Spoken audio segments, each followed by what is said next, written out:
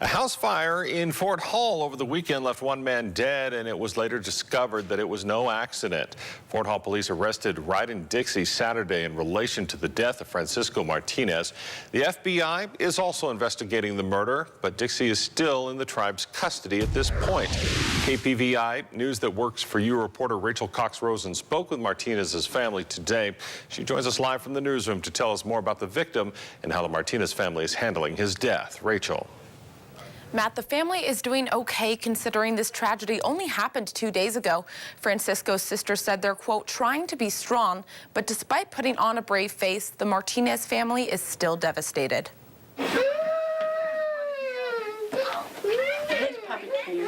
A family is in anguish today after finding out about the death of 20-year-old Francisco Martinez. We're all still in shock. We're in disbelief because we're not even able to see his body as, you know, who he was.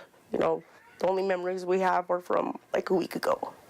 So that's the hardest part, is like we're never going to be able to see him. We're never going to get that closure.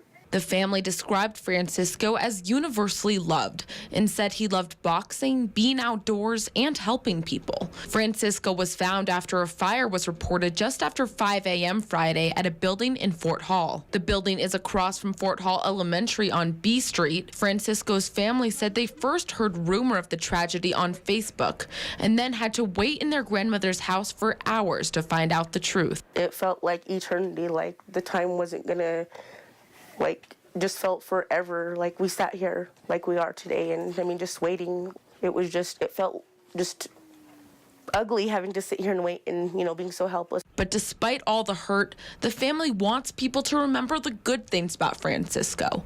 They said his family meant everything to him, including his 3-year-old son.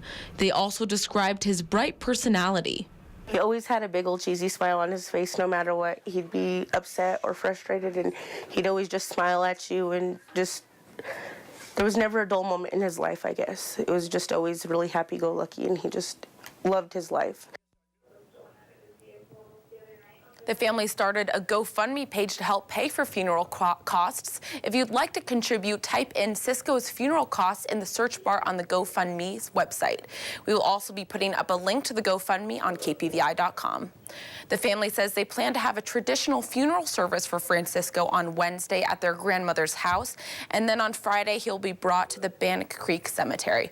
We'll keep you updated in the coming weeks on the investigation into Francisco's death. Reporting live in the newsroom, I'm Rachel Cox-Rosen. Matt, back to you. Okay, thank you very much, Rachel.